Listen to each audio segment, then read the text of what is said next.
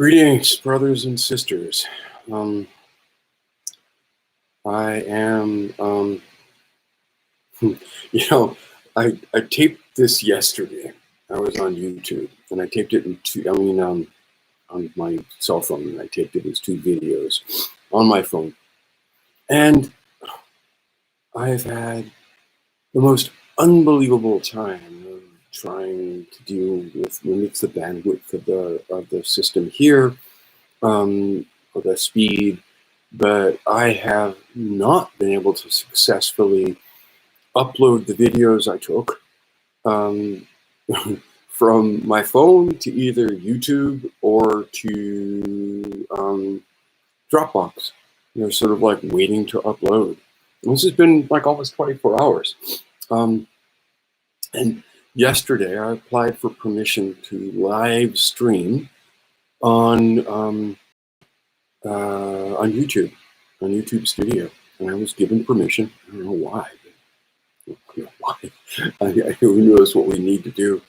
So here I am. I'm going to do this, and then I'm going to send you all the links, and for this, and I think that should solve the issue of this. And I can do webinars and post them, and I can even do live streaming, and you can hang out with me, I think. Thought I'd begin with a prayer. This lovely tobacco. I'm still on Sanibel Island off of Southwest Florida. Almost 2 months after I left on March 12th, and don't know exactly when. It's going to be safe to travel, when it's safe to open up my office, return to some sort of resemblance of my life, my professional world. And it's sort of like being in exile in a gilded cage. Sort of, in exile. I'm not home. I'm staying in. We're blessed to have a house and a car to use, and the wildlife here is exquisite. Socially distancing for us is going to a beach, taking a bike to the beach, and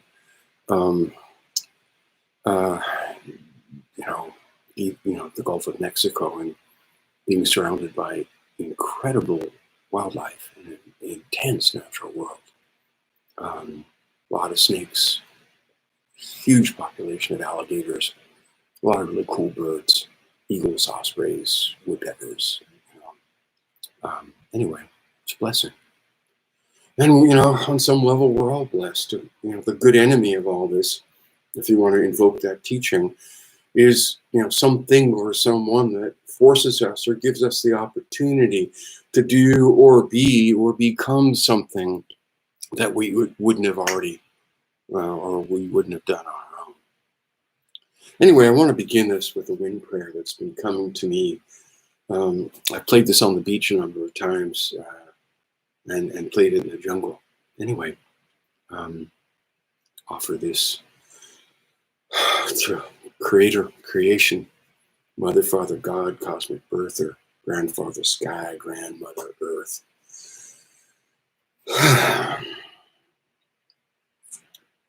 I'll only do this a couple of times. Normally I've been playing this the full 6 times for the 6 directions that my people pray to.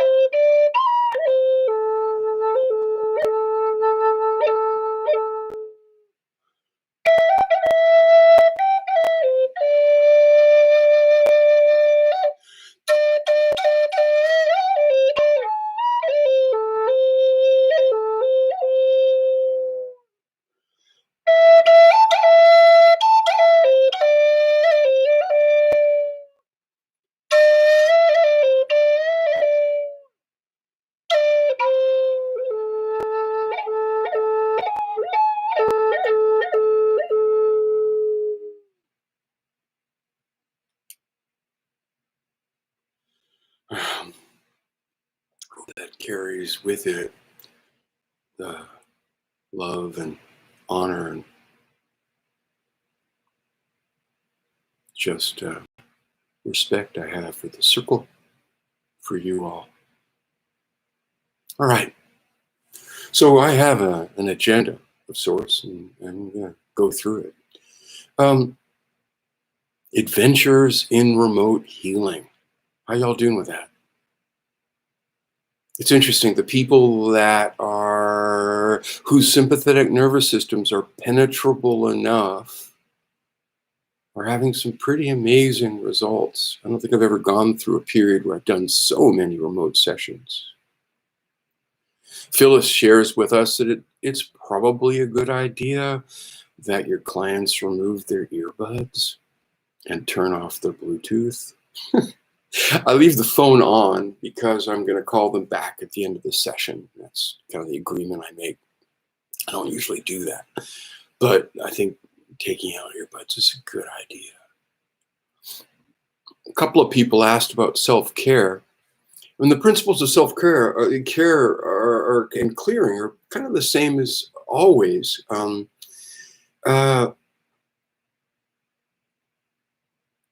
Contemplative practices, meditative practices, qigong, even doing our friend Laksa, the immortal, combs his beard. All useful. Anything you can do to move qi moves the energy and starts to clear anything that you might have acquired through the process of healing. Physical exercise, sweating, sauna, hot shower, a warm, very salty bath, like a pound of sea salt, pound of Epsom salt, pound of baking soda, all very good. Physical exercise, riding a bike, walking, running, swimming, all good. As a great teacher once said, at the end of the day, after you've done all of your clearing practices, you're lucky. I mean, you're going to hang on if you hang on to 10% of the stuff that moves through you, 10% that sticks to you. And that's why we go to other people for healing. That's why we get body work, which isn't really that accessible to us in the time of the pandemic. And if you can, just give it over to spirit and accept that you might have a little bit that sticks, but that's why we do work on ourselves. The other thing I want to emphasize more than ever is I become clearer and clearer.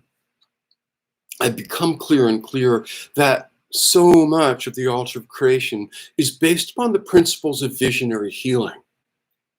We hold a vision, we inflame ourselves with a vision, and we find that vision through the precision and specificity of our contact.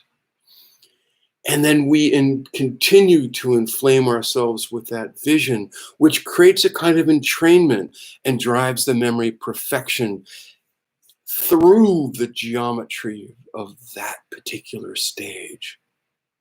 Sacred geometry of the embryo.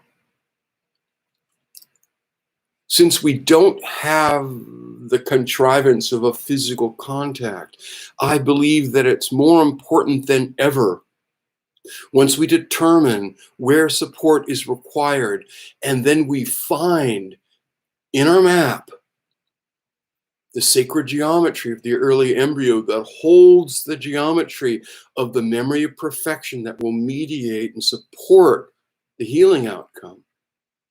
And more than ever, we focus on inflaming ourselves with that vision. And that vision with which we inflame ourselves is what drives the treatment into the non-ordinary reality and drives the treatment from the non-ordinary reality through the realm of possibility into the physical. Because physical changes are accessible through non-ordinary reality.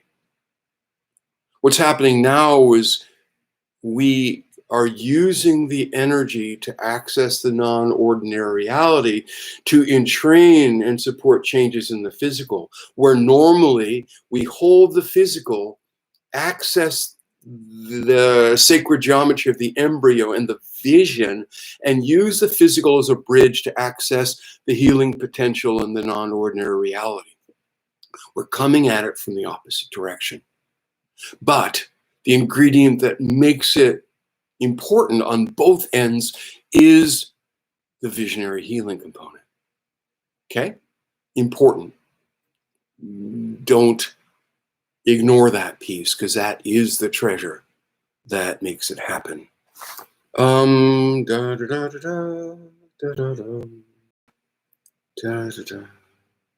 Yeah, I mean,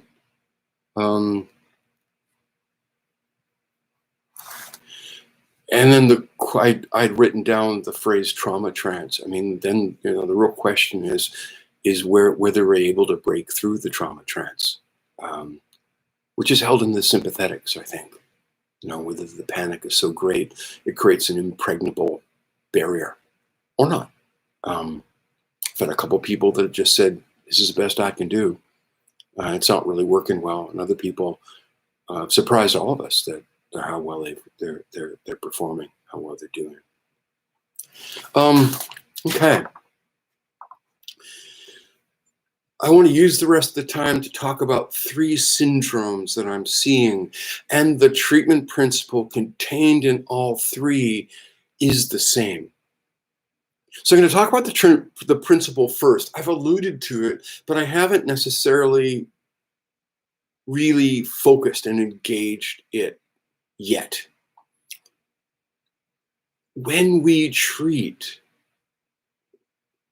when we hold a relationship and we enter an element of the algorithm of our map,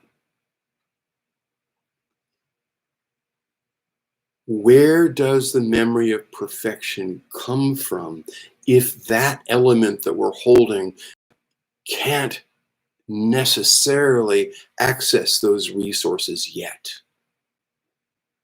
Follow? If we hold midline,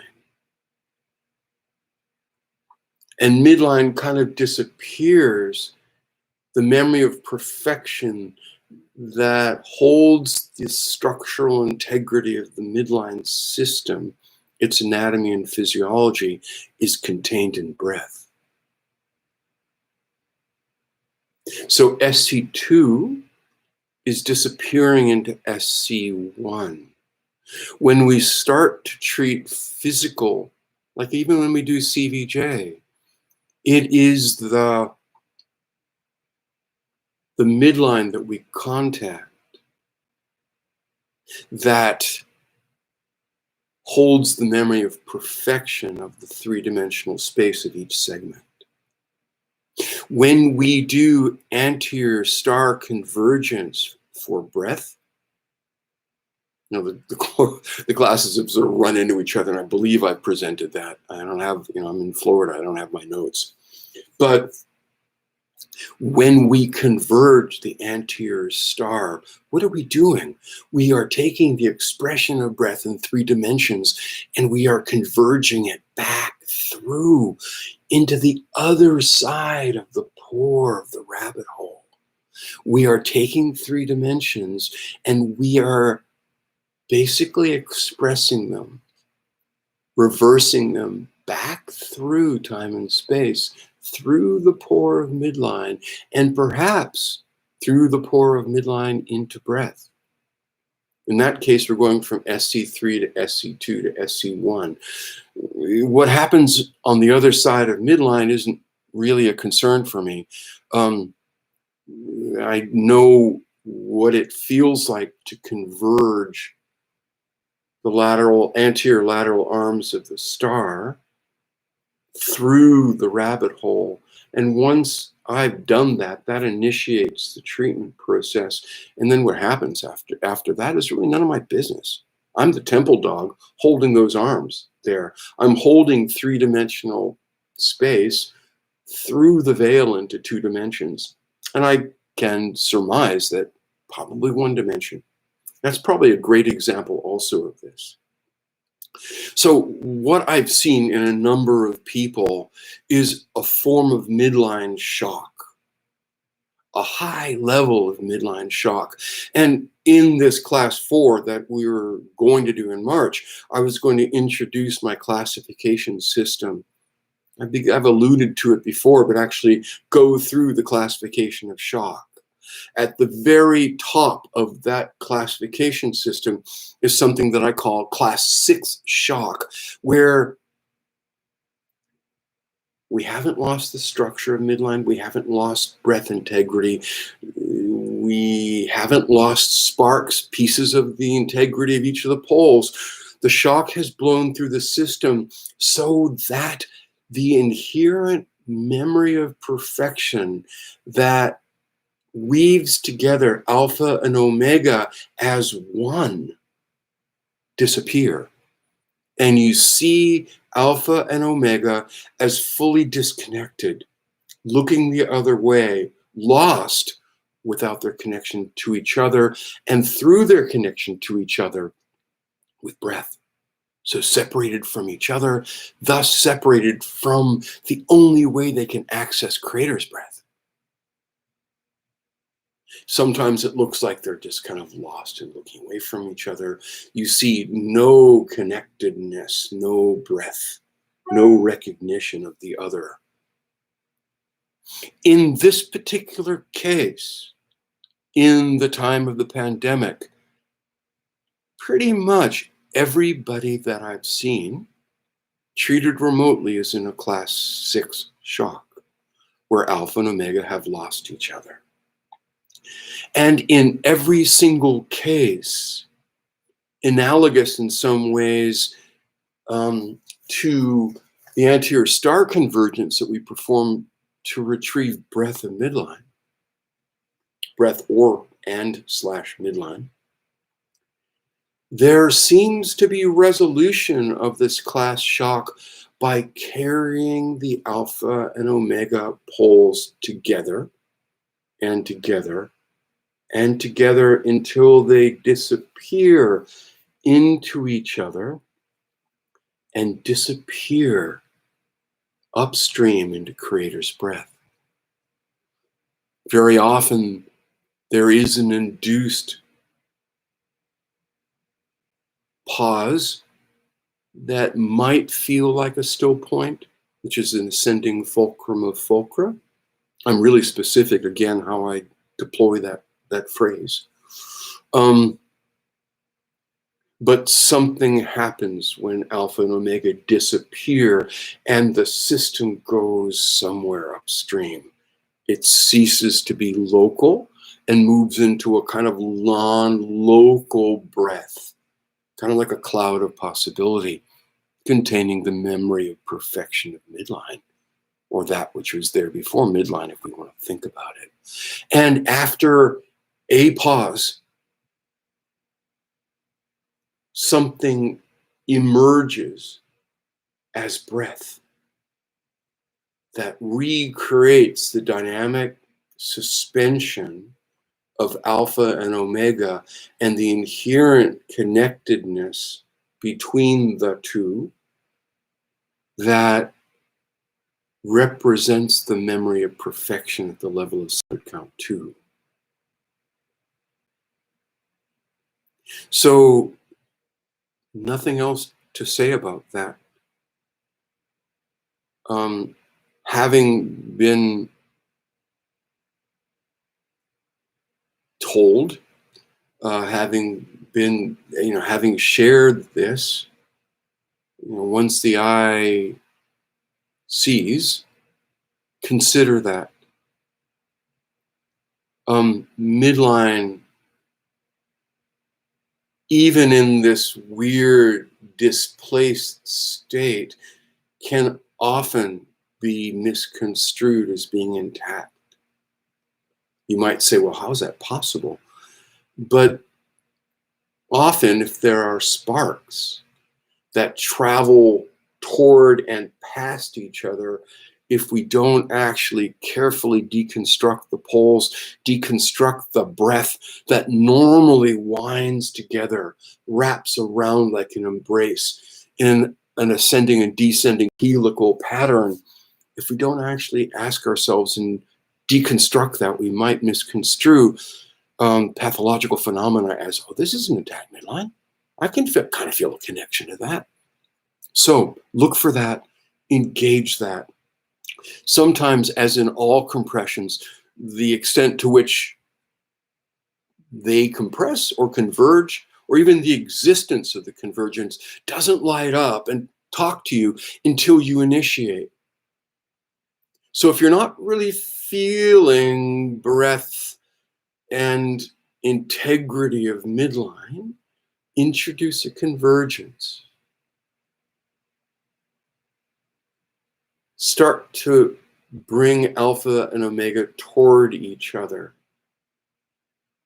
Bring phenokite and king cobra jasper into each other, to where they disappear into the other and transmute upstream into something else, transdimensionally. All right, that's number one. Okay, check it out, see if it works for you, whether it makes sense. And employ that in your treatments. Like I said, I've seen everybody. Cool. The second phenomenon that I want to talk about pertains to that little book I suggested you buy and read called The Art of True Healing by Israel Regardie. And it's part of a library of small books that are excerpts from the larger bodies of various healer authors, metaphysicians. Regardie is an interesting, Israel Regardie is an interesting enigmatic character. He was the secretary for Aleister Crowley. He was involved in the workings, the esoteric practices of the secret society of the Golden Dawn. Dishonored and offended by Crowley and his own psychopathy, genius or like, he decided to blow the whistle on the whole operation and published the manuals, which you can buy. That's another story. In this piece, Regardie is drawing upon ancient teaching, ancient interdimensional teaching that considers an expanded aspect of our spiritual morphology. Let me think about the best way to explain that. Imagine that the trauma were so great and the data overwhelm so pernicious that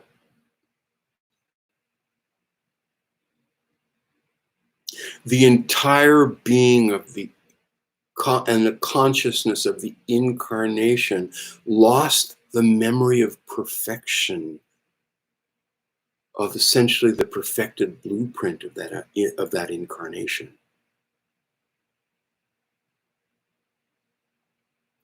And imagine that if in the healing of the trauma and the resourcing of elements, in the same way that we go upstream to gather the memory of perfection, to bring it back to complete and empower healing at a certain level.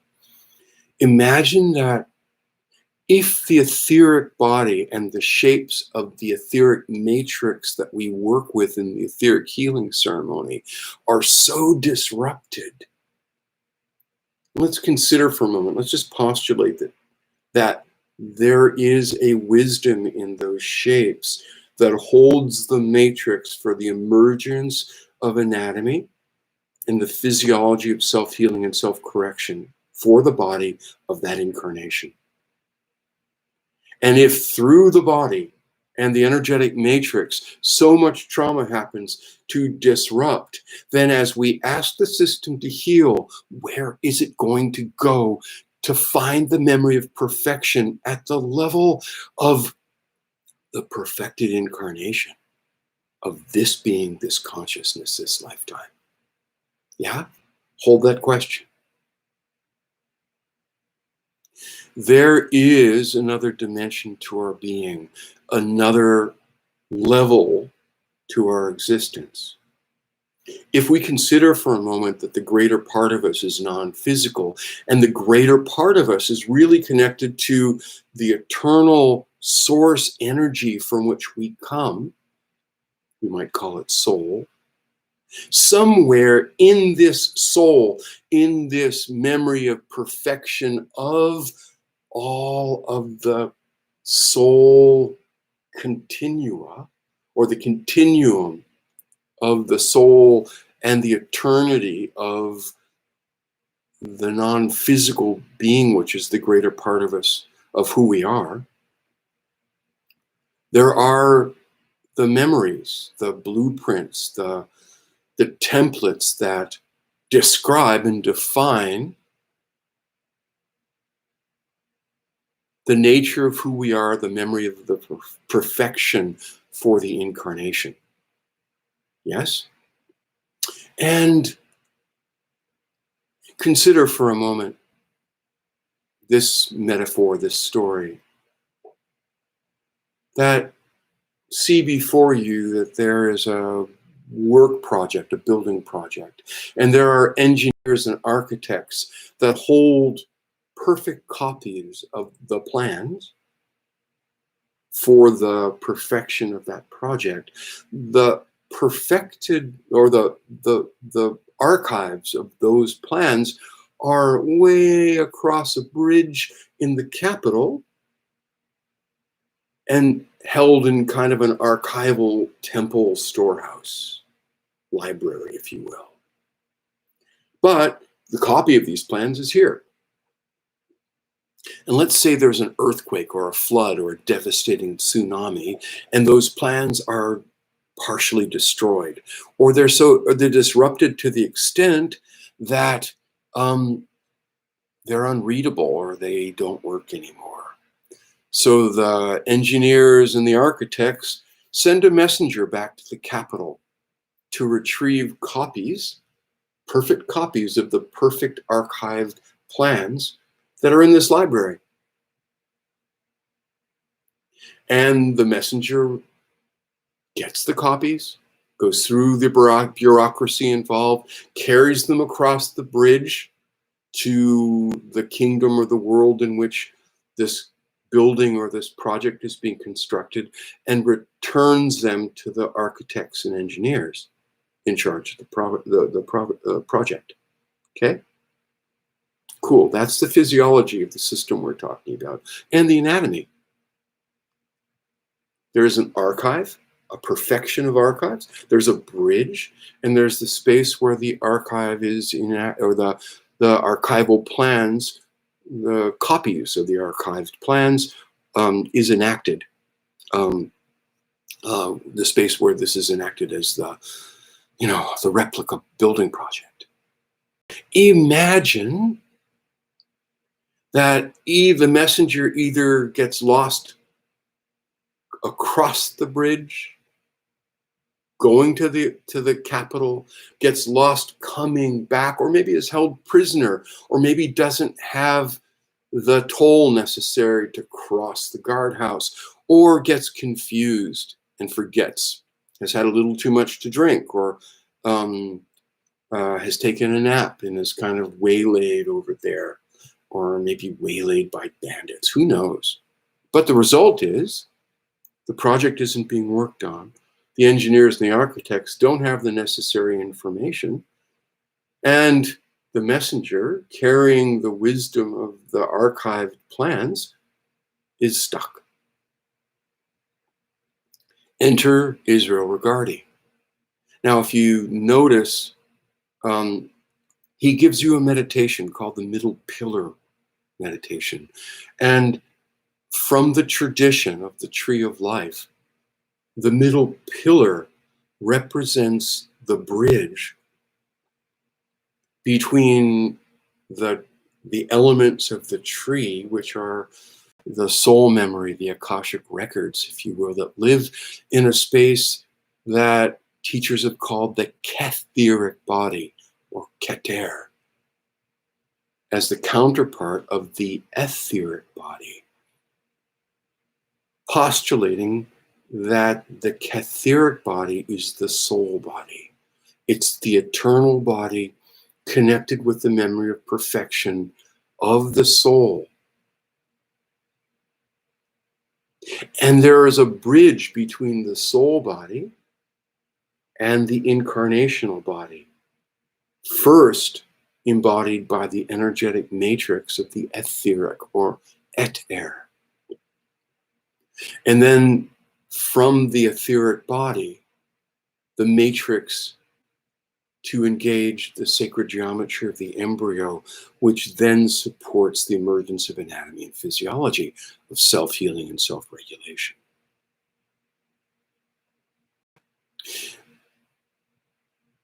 The middle pillar, as Regardie describes it, is the bridge between the KETHERIC body and the etheric body, from the archival perfection and the incarnational enactment. What I and many others have observed is that patients are continually going through a process where they access that. And I'll describe what that looks like in a moment. But that sometimes the access of that becomes blocked. Hold that thought. Let's shift over and let's talk about the anatomy and the physiology of the middle pillar, or the cauldron system. It's called different things in different cultures. I've chosen, as have several of my colleagues, to call it the cauldrons. And as you look at Regardie and you go through the process of getting into the space in which the middle pillar meditation takes place, you'll see that he describes several bodies, 5 of them to be exact, and he gives them Hebrew names. Now, I've had a number of colleagues and friends who are Orthodox Jewish rabbis, and when I showed them that book, they were appalled that Regardie and those teachings used very sacred, very private names of God reserved to those who are initiated. In common parlance in this teaching and the teachings so much of the Society of Golden Dawn, you'll notice in the book that they have the Hebrew, which I've chosen not to use, and I use English translations of those that in English describe the essence of those structures. So when we enter the middle pillar meditation as described, I don't have my copy here, I'm in exile, so you'll have to go through the basic meditation of the middle pillar. After you've brought yourself to that place, you'll notice energy, or concentrating energy into a spot, a body. It's not spinning, kind of a cauldron that's about 1 hand above your crown. And that cauldron fills with clear light, opalescent white light. And as we hold or throw our energies up into that cauldron, if we see that that is where the consciousness, where the messenger is initially stuck, we hold that, douse it, hold it, fill it with our chi, and chant the vibration of the name of that cauldron, awakening it, empowering it, filling it with consciousness, the consciousness specific to that cauldron. The cauldron that sits a hand above the crown, I use the chant, I am, or I am all creation. I will vary what Regardie says slightly. You could start with I am all creation, I am that which creates, sometimes will find its way out of my mouth.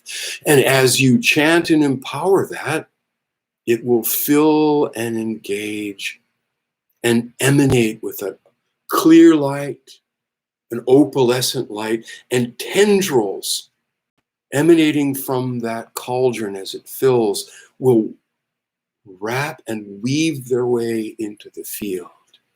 As that cauldron fills, it drips consciousness down a middle pillar that parallels the midline, perhaps shares the space of midline transdimensionally, and starts to form a second cauldron and fills, and the essence, consciousness of this cauldron is accessed by chanting the phrase, I speak. I am all vibration. I vibrate. I am all that speaks. The question being in Genesis, is it in the beginning there was the word, or in the beginning there was vibration? Doesn't really matter, but the essence of this. And this cauldron fills with a beautiful lavender, kind of a gold lavender light, like threads of gold within a lavender fabric. And as it fills, and we continue to chant either within or without, either with the participation of the client or without the participation of the client, it sends these lavender gold tendrils and tentacles out to weave its threads into the fabric of the field. And then as it fills, it works its way down into the space in the middle, where the cauldron is evoked, its consciousness is evoked by the phrase, I love, that aspect of God which loves, or I am that which loves, or I am all love. They all seem to work for me, and they are interchangeable. And this is a flaming red intensity. And as it fills, its threads, its fibers, its cauldron tentacles and tendrils extend and weave into the field with the other two. And as this cauldron fills, it drips and flows down to the one that sits at the bottom of the trunk. Ultramarine blue is the color that Regardie and the Golden Dawn used to describe it. Ultramarine was a pigment, is a pigment created by grinding lapis lazuli, once a very, very precious stone, still quite semi-precious. And so if you think about the intense, vibrant blue of lapis lazuli, sometimes having silver veins running through it, and a pigment from there. So this flowing into the lower cauldron, filling, empowering, energizing with the phrase, I create, I create, I am all creation, I am all that creates. And as this cauldron fills, energizes, empowers, and pulsates with power, it fills the field with the threads and tendrils and tentacles of this deep ultramarine blue, which now become part of the fabric of the being. 4 cauldrons. And as this fills, it flows down, moving back. Now, flows down to the feet, and the feet are sitting in the last cauldron, a cauldron at the bottom of this pillar, and the color that it materializes with when energized is this russet brown, this reddish brown, sometimes with an indigo blue kind of mixed in with it. And it energizes and activates with the phrase, I bless.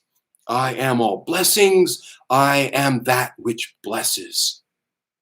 And as that fills and energizes, it weaves its pattern into the field and will send its threads and fabric of russet brown, indigo to mix and weave together with all the others. When that fills, you will feel the continuum of the crown and the blessing cauldron complete and the system breathe. There's one more process to engage, which Regardie calls the three circulations. The first circulation, I do it a little differently. As Regardie teaches it, the breath goes down from the crown through the left side. It looks like my right side, but it's the left side. Down the left side from the crown to the blessing cauldron, and inhale up the right side from the blessing cauldron to the crown. So it's a circulation like an orbit that goes down the left and up the right. Slowly at an 8 to 9 count, the same as he describes the breathing that you do to get into this state. That's the first circulation. Do that 8 or 9 times until it seems to take off and empower itself. The second is down the front from the I am to the I bless and up the back. The same thing with a strong circulation. The third is throwing all of the breath into the one at the feet, the blessing, and pulling the consciousness and breath, inhaling up the central channel until it explodes out in all directions, 360 degrees from the crown. And like sparks from a firework, find the breath through the outer field, back to the blessing cauldron, up the middle, out the outside, and around. Continuing to do this until the system completes and seems to run by itself.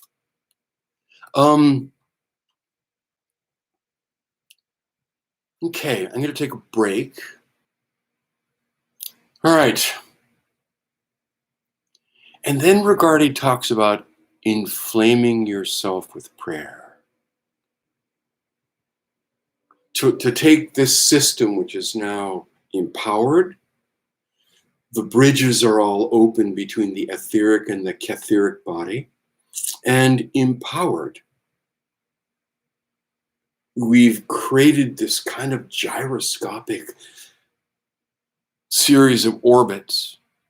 And then now to take this system and inflame it with prayer. Pardon me. Inflame it with prayer.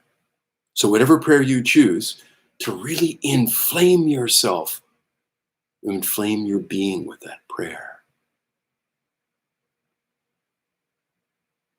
And that is the ceremony of the cauldrons. It is ceremony of the middle pillar of the tree of life. It reenacts and reconnects a traumatized body that cannot find the memory of perfection and the wisdom of healing in itself, and it's driven to go back to the archives to find the perfected blueprints. I see this happen multiple times in a session. Most notably, when you show up and you put your hands on somebody It most commonly appears when you show up, put your hands on somebody, and you don't feel a thing. There is no anatomy. Yeah, you can go, well, of course there's anatomy, but there is no anatomy. If you look at what comes to you, not what your mind is saying there has to be there, right? And there is no anatomy. And sometimes if you go past the initial disorientation of there not being anatomy, you'll feel the entire consciousness of that being, say perhaps stuck here, vibrating in this upper cauldron, stuck in the upper cauldron, like they were trying to go through the cauldron ceremony and couldn't pull off what they needed to do, or stuck here or here, right? In which case, from the feet, I can throw my consciousness up, or I may need to go up to those cauldrons and go through a manual application, manual healing application of the middle pillar meditation that I do as a healing ceremony, where I'll actually stand with my hands here, douse the containment of this crown cauldron, hold it and chant, I am. Internally, externally, perhaps with the other person, say, I'd like you to chant this with me. I'll explain later. I am, I am, I am. I speak, I speak, I love, I create, I bless. And then I'll sit at the feet and I'll do the 3 circulations, which reviewing is down the left and up the right, down the front and up the back, and then up the inside, exploding out, and in 360 degrees, like a fountain, coming back to the bottom blessing cauldron. And then inhale up and around. And when I say down, I mean exhale down the left and inhale up the right. Exhale down the front, inhale up the back. Inhale, exhale into the blessing cauldron, inhale up the middle pillar, throwing it out in 360, exhaling it down and back to the blessing cauldron in a 9 count. Inhale up the center, 1, 2, 3, 4, 5, 6, 7, 8, 9. Exhale, 2, 3, 4, 5, 6, 7, 8, 9. Inflame yourself with prayer and allowing, and the prayer becomes entrained in the whole conjunct field. This is easily done, relatively easily done, in the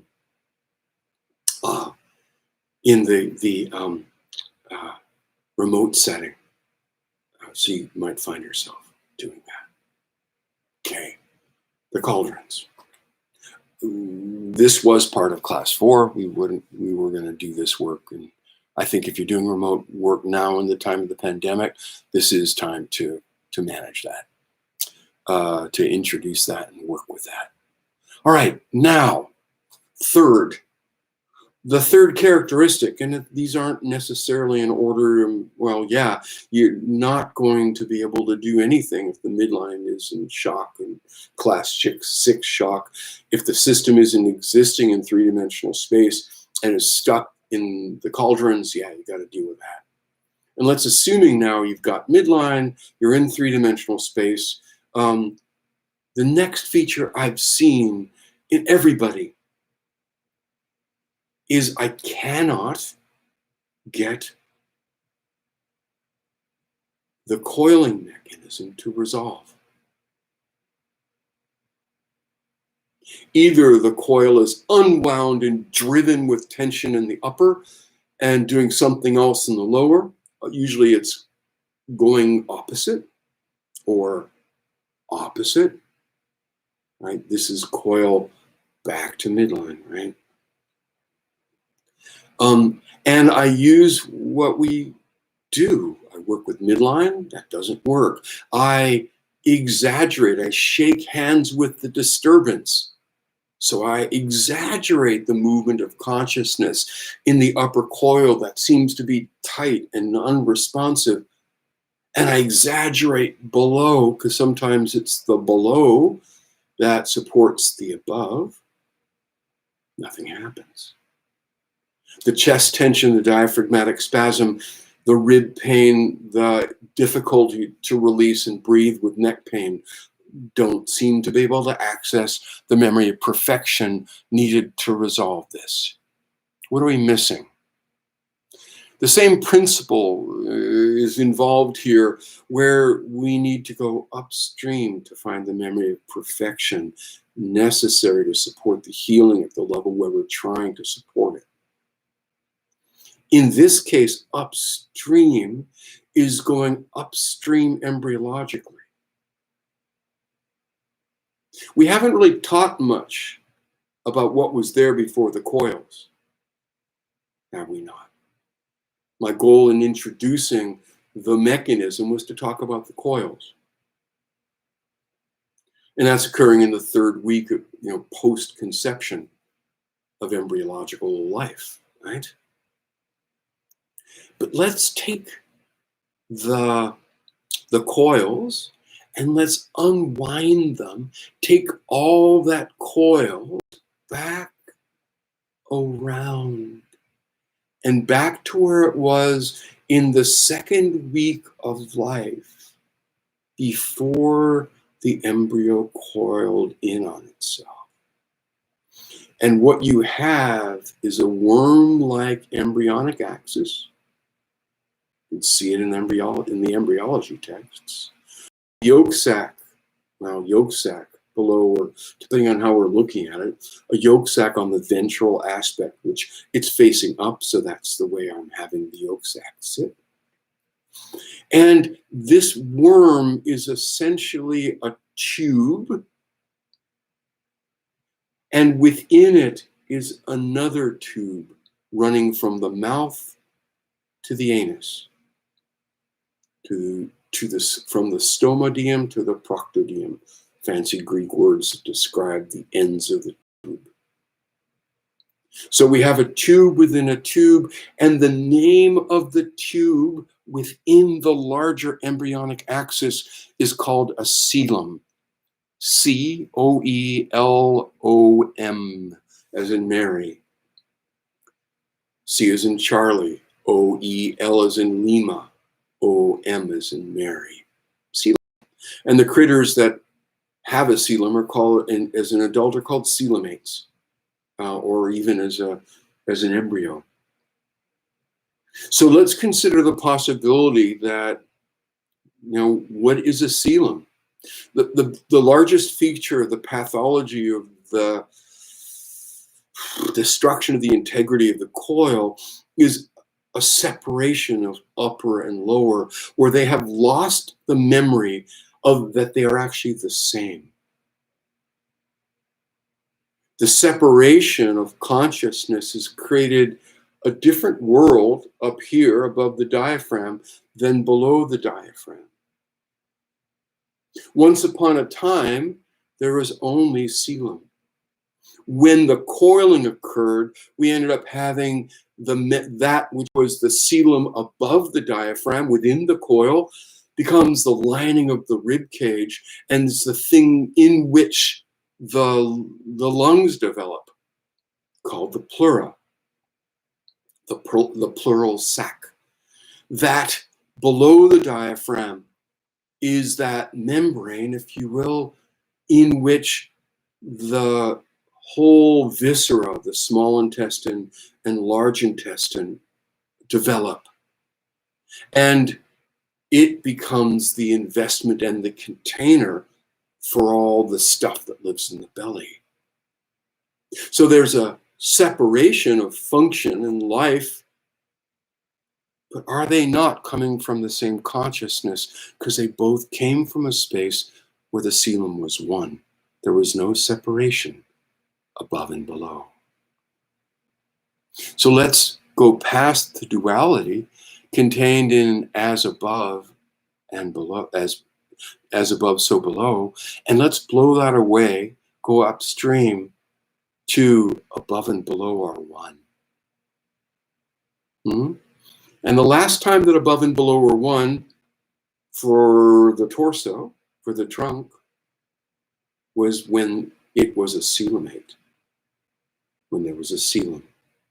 So how do we access the memory of the coelom when we can't get the body to forget the differences between upper and lower, and the pathology that separates those two becomes impenetrable?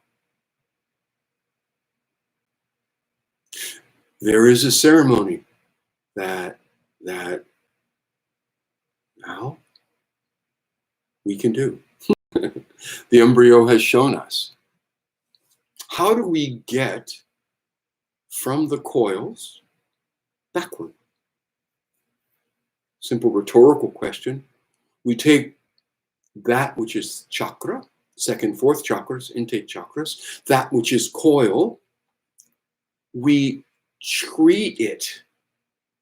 We do what we can to exaggerate, shake hands with the distortion, and restore some integrity, that which we can, to upper and lower, and then we carry the chakras into the coils, and the coils back into midline, thus entering the space that existed before there were coils.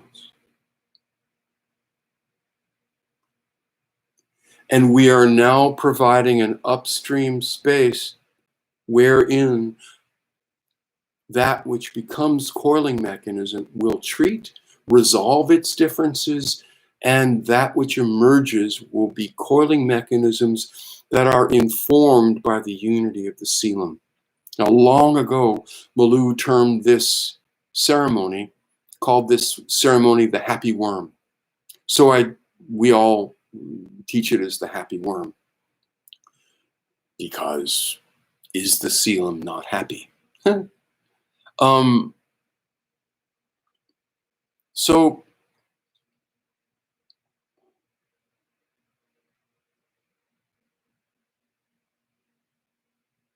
I normally do this prone. I put a face cradle on the table. I put a little paper towel in the face cradle, split it to make space for them to breathe. I'll put a hand under the second chakra, have them pick up, and I'll slide a hand under the second chakra, drop the belly on it. I'll have them pick up their shoulder on that side, and I'll come in from above, from the shoulder across to the chest and down. Now, women have breasts, and we don't touch them. We have to steer. It's important to steer away from them. So first of all, we have to inform our patient, if she's female, that this is what we're going to do, apologizing for the fact that we'll do our best to get out of the way if the contact is troublesome and doesn't work. Then we'll have to figure a different way to go about it. Go up even higher and come down from the sternum, placing our hand from above. So our entry place becomes between the neck and the shoulder. It's possible to do. Just working with your client, acknowledging that there's potential difficulty, having them talk and making sure that they're comfortable with your contact. I normally do that prone. In remote sessions, it's easier. I can relax my hands and they come to me. And it's easier for me to carry the chakra through the coil to the midline. But we can, in fact, do it above, holding second and fourth chakras. It's more challenging energetically, which is why I don't teach it that way. We have to penetrate without physical contact. And it's hard. And it also puts more stress on our shoulders and our arms. It's an advanced technique to be able to hold your arms here, make the angle of Louis here your fulcrum, and allow your arms to relax in. Remotely, we can do this. above or below. The same principles apply. We listen to the coil, we exaggerate, we shake hands with the distortion, we try to support balance. And as we feel balance, it may not resolve, but we can carry that balance back through the coil, reversing the coiling, coming eventually out the sternal notch, so coming through, coming out the sternal notch, carrying it back to the rabbit hole and into midline. And midline then holds and embraces the memory of that which will become upper and lower coil, diaphragm and heart and second and fourth chakras. Right now, that which becomes the second chakra is at the tail of the embryonic worm. That which will become the fourth chakra is at the tip of the head of the embryonic worm. Everything else is in line now. Don't make yourself crazy wrapping around that. It's a worm with a tube within the tube of the worm. Everything is identical above and below, and it's the unity of that system which we hold, we allow to emerge. And we are looking at consciousness expressing itself as a shape around midline, a shape around notochord, pre-coil.